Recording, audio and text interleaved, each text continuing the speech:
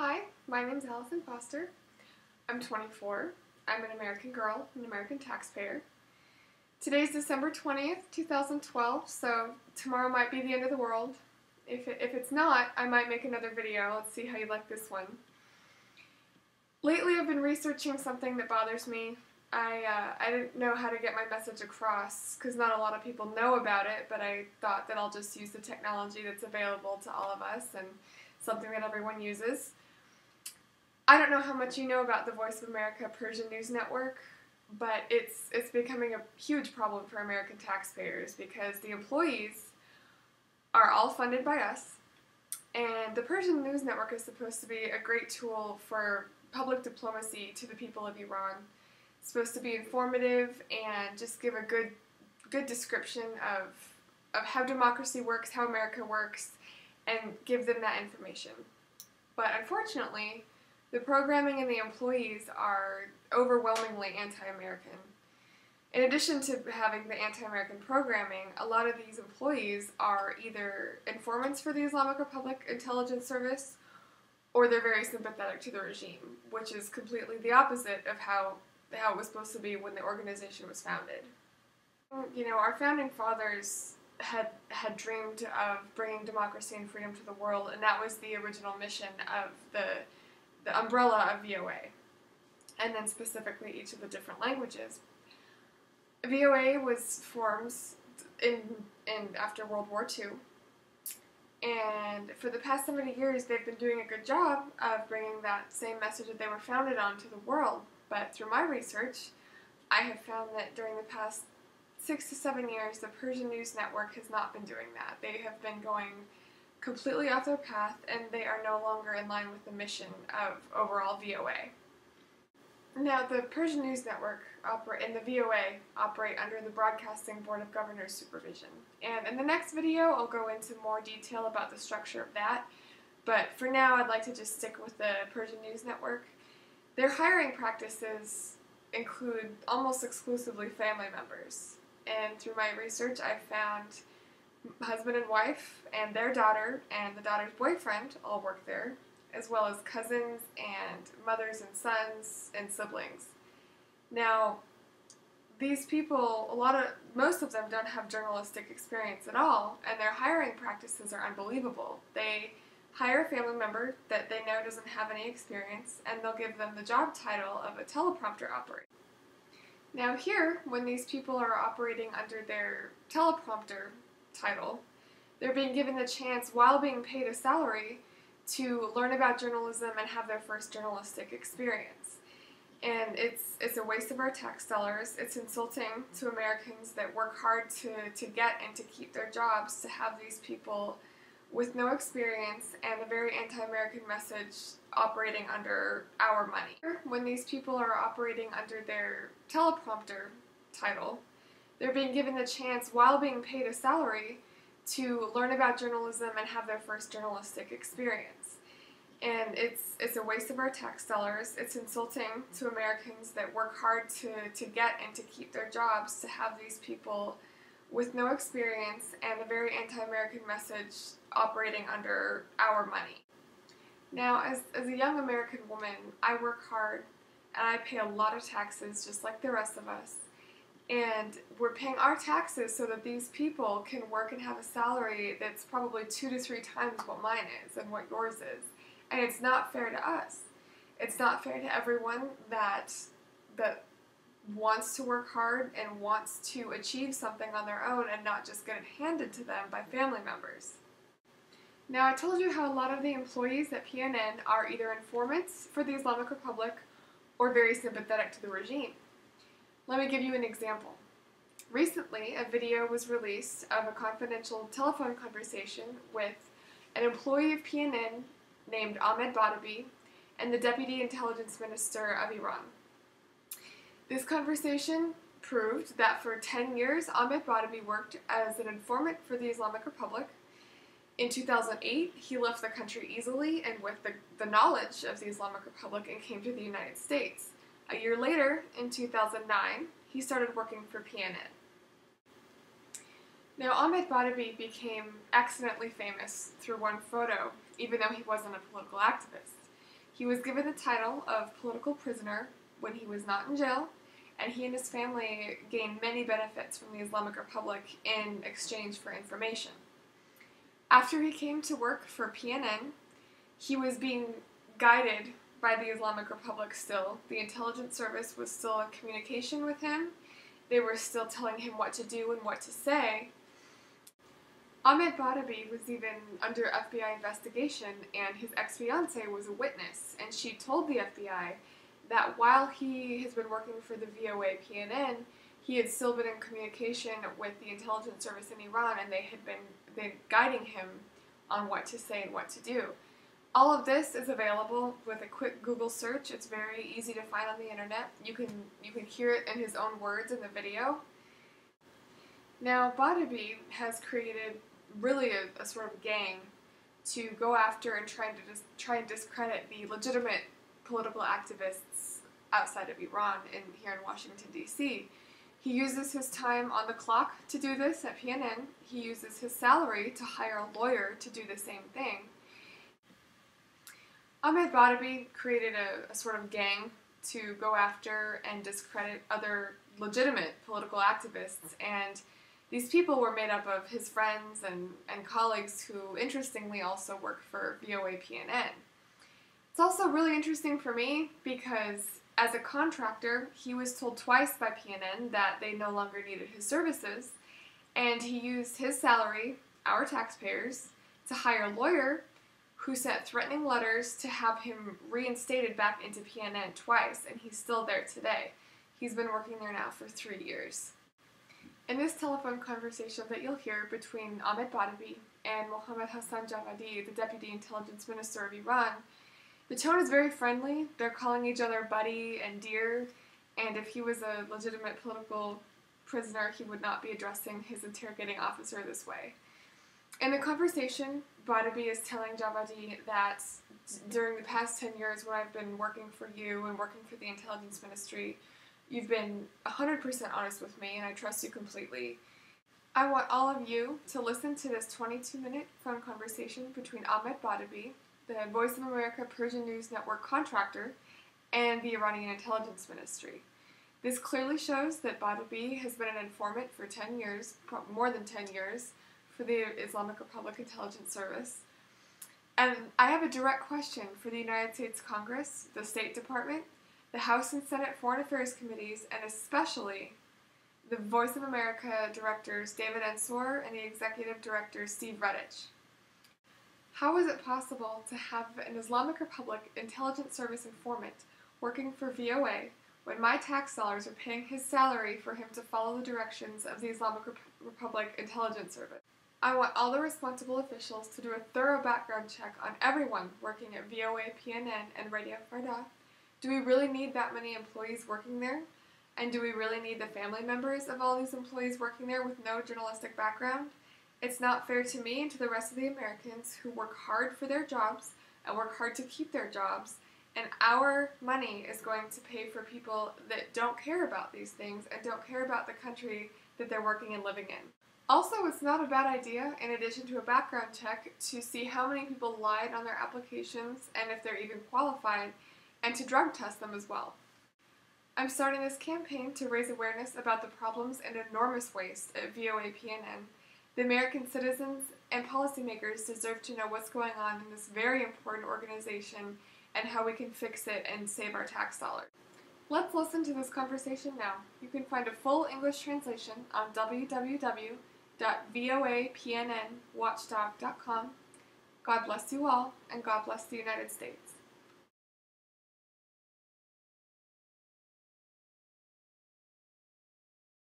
چطوری اما؟ قربانت خوبی؟ ببخشید تو به اون گوشی زنگ زد میشنوی صدامو؟ تایید چا بودی؟ الان بهتر شده. آره نه این سیم کارت تو این گوشی من خرابه. می‌خواستم بهت بگم یه دقیقه قطع کن دوباره بگی که سیم کارت عوض کن که قطع سری سیم کارت تو این گوشی گذاشتم که صدا بهتر میاد. خوبی؟ الان خوبه، صدات خوبه. الان خوبه. خب بسیار. قربونت شما چطوری؟ الان خوبم شکر خدا. فعلا که هنوز زنده ایم. جان؟ اونجایی که هنوز اونجام دیگه. آره دیگه. الان نرفتی؟ نه حالا که فعلا چی شد برنامه‌ت؟ گفتی 15 روزه میرم. والا من گفتم 15 روز صبر میکنم ببینم چی میشه. حالا اینا فعلا که هستیم تا ببینیم چه نتیجه میشه. از شما چه خبر؟ هنوز خبر جدیدی نشده؟ خبر جدید نه دیگه، منتظر میرم بهم خبر بدن دیگه، ببینم کی میگن دیگه. چیکار میکنی روزا اونجا؟ مشغولیت چیه؟ والا مشغولیت هم که مشغولیت همین کامپیوتر است و کار نظامی میکنم و این کارا. پس هم سرگرمی؟ آره دیگه، من که وقت نمیگذرونم که کتاب میخونم و مشکل خط اینترنت نداری؟ والا من با همین موبایلم وصل میشم. این موبایل در واقع خط به لپتاپ وصل میکنم، تا لپتاپ وصل میشم به اینترنت. البته سرعتش خیلی پایینه ولی گاهگداری در طول روزی چند ساعتی خوب میشه سرعتش. چه خبر از شما؟ چی شد دراتون صحبت کردن؟ کدوم چه صحبتی؟ فکر رو کردی؟ در خصوص چند تا قول معروف پیشنهاد دادم. خب کدومشو بگیم من؟ خب چه چیزشو کدوم چه پیشنهادی؟ خب الان چه نه میدونم، من فکر کردم الان چه چیزی تو مد نظرته، چه پیشنهادی داری، چه کاری؟ شما الان باید بگید که الان با توجه به اینکه فکر نظر متمرکز کردی میتونی بگی مثلا این من اگر از این طریق کمکم کنید میتونم به نتیجه زودتری برسم یا زودتر نمیدونم مقصد برسم، یا بنا چیه؟ موندن، رفتن، برگشتن؟ ببین بنای من بر اینه که ببینم فعلا این نتیجه چی میشه در خصوص اینکه UN. یه لحظه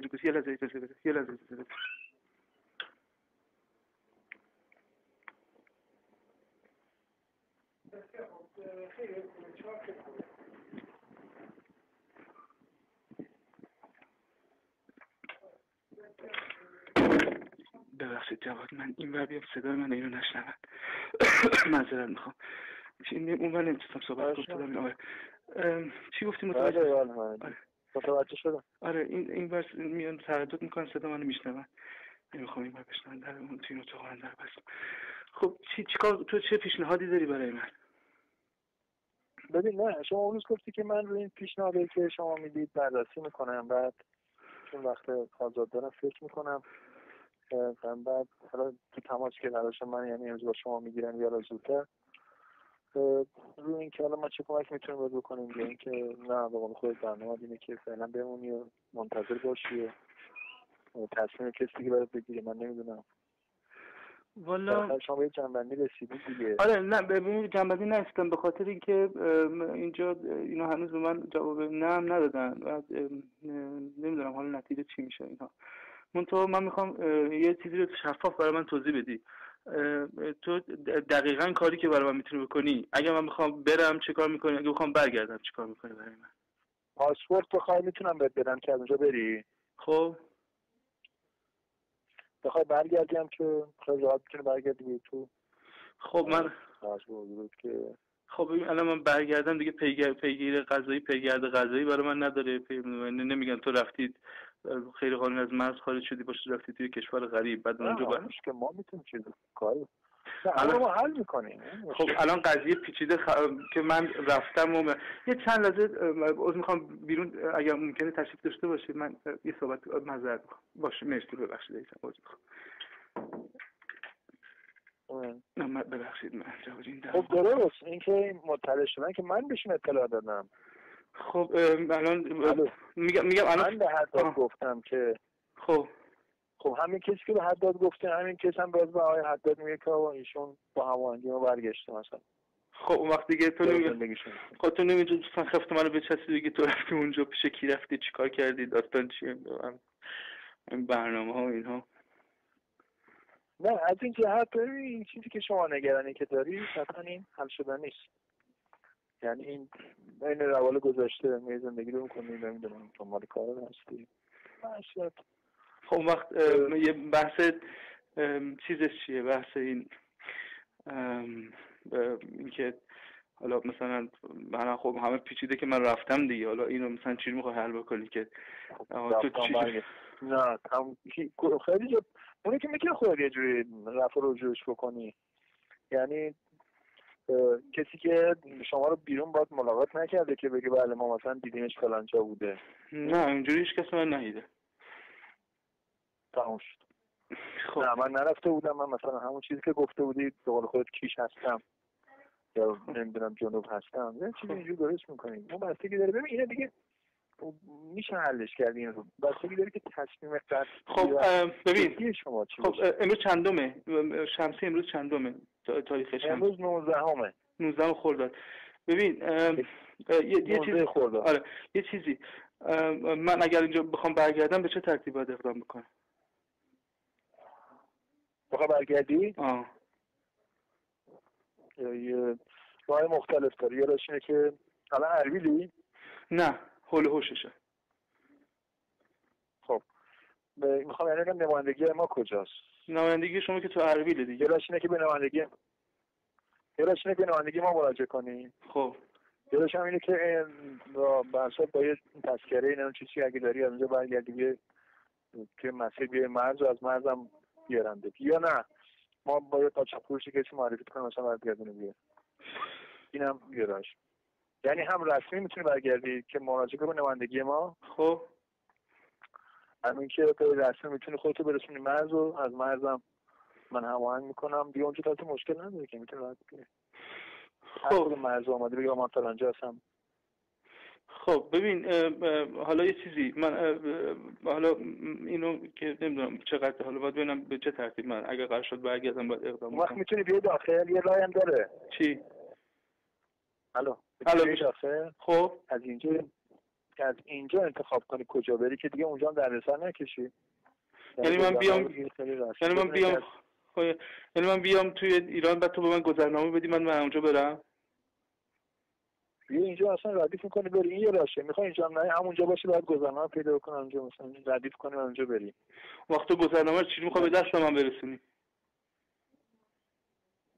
چی کار بدم بعد میرسونم. مشکل چیه؟ خب یکی از بستگان خودت پیدا میکنی میدیم به اون باید تو هر کی تو قبول داری.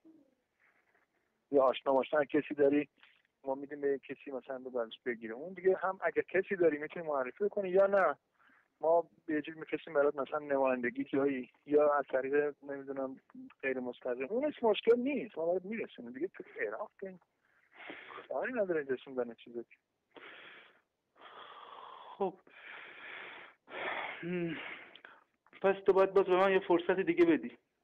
من در مورد این موضوع دوباره فکر کنم. بعد کار اینجا من برنامه‌ریزی بکنم. اینا چه آخه تو فکر نمی‌کنی فردا دوباره میگی چی گفتی؟ من یادم نیست. نمیدونم اصلا. نه آخه خیلی مشغوله. نه آره دیگه جای من باشی دیگه اینجا تو خودت در نظر بگیر جای من بذارم فکرش مشغوله دیگه. بعد تا بخواد ببین ببین تو نه بس یه چیزیه. بس یه چیز دیگه هم هست. اونم این که شخص تو به عنوان بازجوی من، شخص تو یعنی کسی که تو طول این سالها ما در ارتباط بودیم، شخص تو به من هیچ وقت دروغ نگفتی. خب مجموع این چیز بماند. شخص تو به من دروغ.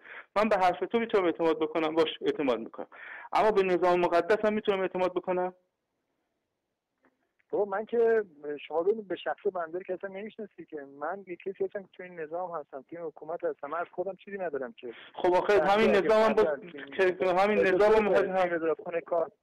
خب بگو گوش میکنم. ببین من اگه فردا تو این وزارت خونه نباشم خب دیگه نمیتونم بگم کارمند فلانجا هستم که یا فلانجا دارم از طرف فلانجا صحبت میکنم که نه. من الان به عنوان کسی که اینجا هستم و پشتیبانی که این وزارت خونه دارم حرف میزنم. یعنی از نظر یعنی موضوع رسمی وزارت اطلاعات در مورد من داری میگی؟ بله قطعا بدون که من با حمایت اینجا هست. اگه که من مطمئن باشه اگر حمایت اینجا رو نداشتم هیچ موقع به شما قول و قراری نمیگذاشتم و چیزی هم نمیگفتم.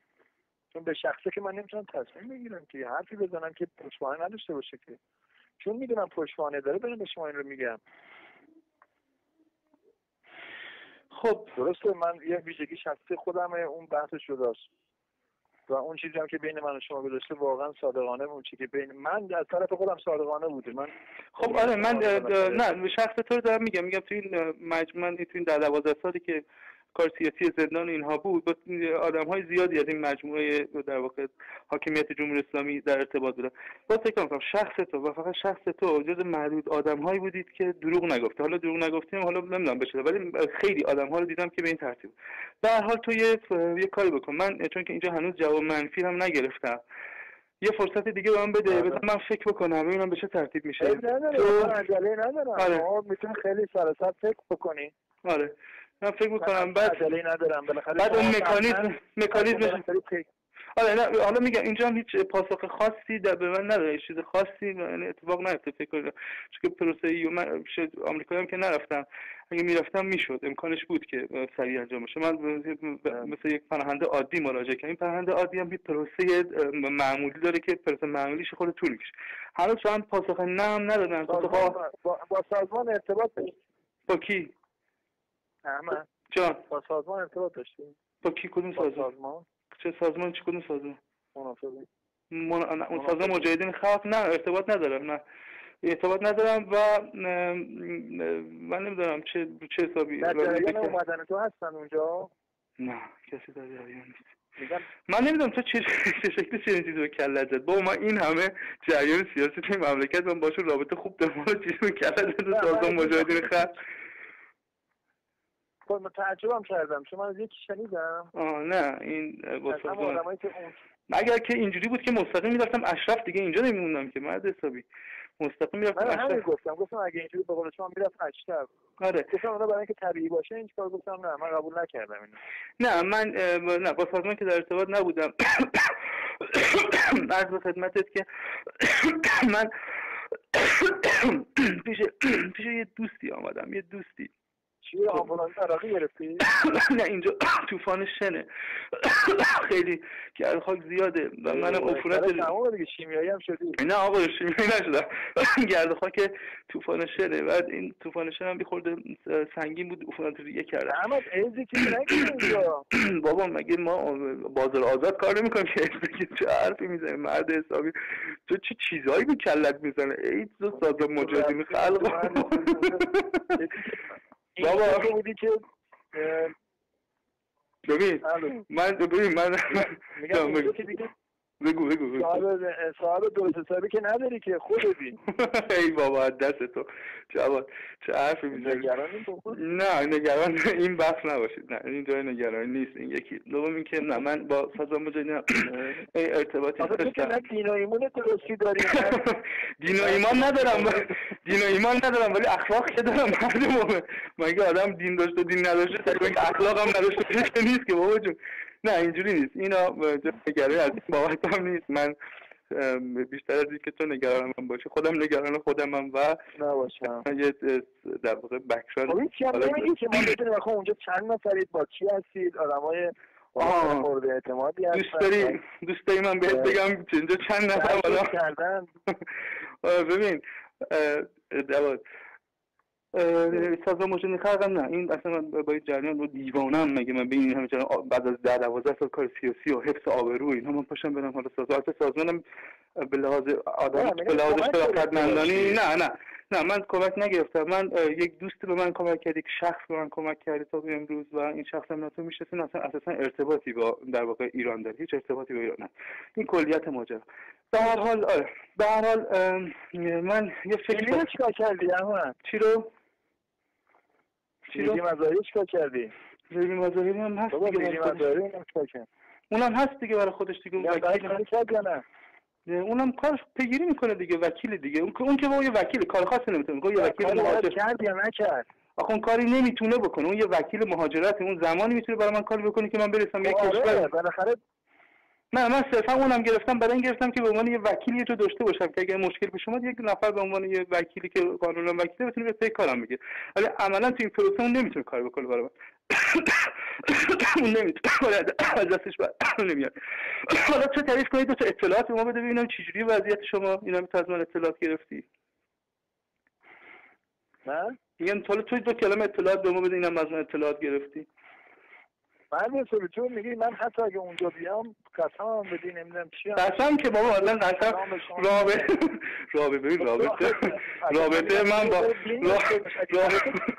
رابطه من با حاکمیت رابطه قسم که نیست که من یک ضد انقلاب اتفاقا من خیلی طرفدار انقلابم.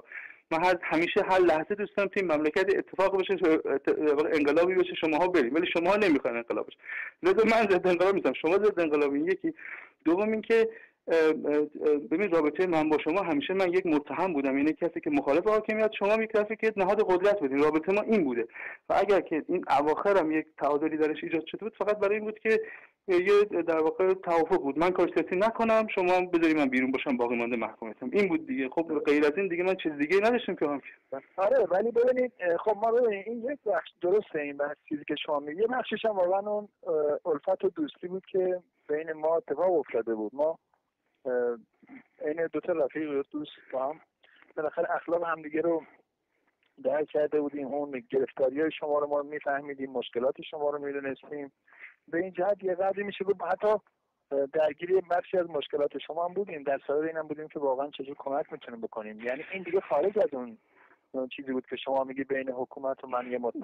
آره ببین این میگم من هیچ وقت نگاه متهم به شما نداشتم. ببین آره شخص شما، ببین آره شخص شما هم شخص شما این در واقع چند وقتی هم که من از زندان بیرون اومدم به واسطه اون در واقع مرخصی، این رو من یعنی انصافا عدل و انصاف شما به من در واقع اون فشاری که بازجو دیگه می آوردن نیاورد، سعی کردی که عدل امکان به من فشار نشه. ولی حالا آقا شما که می‌خواستین این بکنید برای چی من باید برمیگشتم زندون؟ برای چی من اصلا این حرف رو من قبول نکردم و نمی‌کنم. یعنی به قول چی میگن تو چت من نمیره این چیزی که شما میگی که آقا یه همچین تماسی با شما گرفته شده و از شما خواستن تو میگی یک شناخت کلی نسبت به وضعیت من پیدا کردی دیگه. تو میگی شناخت نسبت به وضعیت من پیدا کردی دیگه. تو اینو به من بگو. آخه ببین تو روزایی که ببین تو تعطیلات عید اصلا کسی نیست که بخواد بیا بشه بگه آقا اولی که تعطیلات عید نبود، 3-4 روز قبل از تعطیلات عید بود. چرا دیگه شما گفتی هفتم عید بوده. من گفتن هفتم عید بعد خودتو برگردونی. چی اصلا؟ گفتن هفتم عید بعد برگردی. به من یعنی قبل از عید زدن گفتن هفتم بعد خودتو بوده. تاریخش من همون روزی که من چند بار به تو تلفن زدم. کی به تو تلفن زدم؟ چند بار گفتم به زنگ زدم شما روز اول عید بود دیگه. نه روز اول عید نبود. قبل روز اول عید که ما بابا من روز اول عید رفته بودم که بابا چه حرفی میزنی؟ قبل از اون من تماس گرفتم با تو. یعنی آره قبل از اون با تو تماس گرفته بودم که همون روزی بود که من که زنگ تو در واقع دیدم تلفن من بخاطر همیشه تلفن من جواب میده، دیدم تلفن من جواب ندادی و ادارتم زنگ زدن جواب نگفتم اینا نمیخوان دیگه گردن بگیرن، میخوان من اینجوری بگم. حالا به هر حال اینا هم بماند. من اصلا تو اون شرایطی هم که شما میگید اصلا این یه چیزی نیست که بگید یه پرونده اونجا رو میز بوده، حالا گفتن اواخر عید هم هست تو این مدت هم تمام شده، اصلا قابل قبول نیست. ضمن اینکه شما میدونید که بالاخره ما این مجموعه هستیم که ما درگیر این قصه شما هستیم، نه اینکه مستقیم بخواد با شما درگیر باشه. حتی اگر قرار بود تمدیدی هم میشد از ناحیه ما اتفاق میافتاد یا عکس این هم از ناحیه ما اتفاق میافتاد. اما که اگه خاطرت باشه بحث توازنات که شما بگو از من سوال کردی گوشم با تو بگو. میگم حتی بحث بازگشت توزدی به زندان من برای توضیح دادم که توزدی اومده بود بیرون و با خواسته ما هم اومده بود بیرون، بعد این شکلی شد برگشتم. خب به هر حال جواد آره ببین جواد جو ببین من اینجا زیاد اگر صحبت بکنم این یعنی صدا تو این اتاق زیاد صحبت بکنم اینو نه که من با تلفن نباید صحبت بکنم زیاد اینا مشکوک میشن، بهتره صحبتو من کوتاه بکنم یعنی قطع بکنیم صحبت اونا.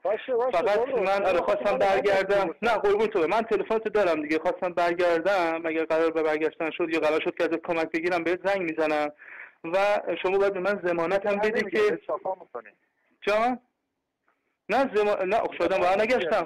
شایدم برنگشتم دلیل ندارم برای الانم نمیگم من برمیگردم. من اگر که نشد من میگم اگر نتونستم من برمیگردم، این کلیت ماجراست.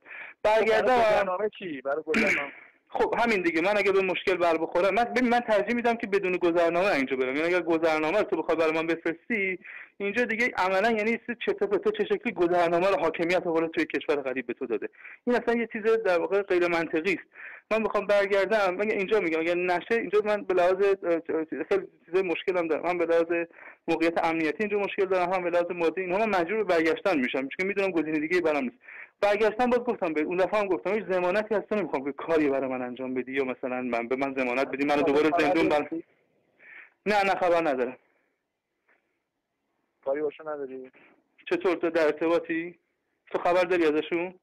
میگم کاری باشون نداری؟ نگفتم اون روز که من بهشون زنگ زدم حال شما رو گفتم؟ نه من هنوز باشون صحبت نکردم. زنگ زدی بهش؟ من بعد از تماس با شما تماس گرفتم مادرت گوشی رو برداشت. گفتم که ما بیخبر نیستیم ازش، حالش هم خوبه. ازم موضوع از این صحبت‌ها من گفتم شاید بعد از اون تماس گرفتی. نه من هیچ تماسی باشون نگرفتم، ولی خوب بود. وضعیتشون چجور بود؟ باور کرد حرفاتو؟ خوب، صحیح، سلام. خب بسیار دوباره خالی بسیار گفتیم من خبر ندارم ازشون. ببین اصلا تو اونجا باشه اون اصلا خبر نداشته باشن. ببین اصلا به هیچ عنوان اینها من نه تو مسنجر باشم صحبت می‌کنم، فکر نمی‌کنم، چون که من از طریق یکی دو تا دوستا خواستم که بهشون ایمیل بزنن و بهشون مثلا بگن که خوبه وضعیت اینا، ولی اینکه تو باشون صحبت کردی و اینها رو من اصلا نداشتم، یعنی گفتمانی من با اینا نداشتم که بدونم. آره فقط تنها چیزی که کلا، ولی به هر حال مرسی که اطلاع دادی به من از وضعیتشون و اینها. خب جواب ببین من اینجا گفتم این مسئله است، اینجا نمیتونم زیاد صحبت کنم. آره تو فارسی هم حرف میزنم، یه مقدار اینجا براشون عجیبه که مثلا چجوریه اینا. بهتره که من قطع بکنم. نه قربان تو، بازم ممنون. و چی بگو؟ خواهش می‌کنم قربون زنده باش. اگه کار چیزی داری بگو، کمک چیزی فکر می‌کنی؟ من اگه به مشکل بخوام بهت زنگ میزنم، یا به اداره یا به موبایل زنگ میزنم. باشه مرسی که زنگ زدی. قربانت عزیزم. خوش باشه. قربانت. خدا نگهدار. زنده باش. قربان خدا.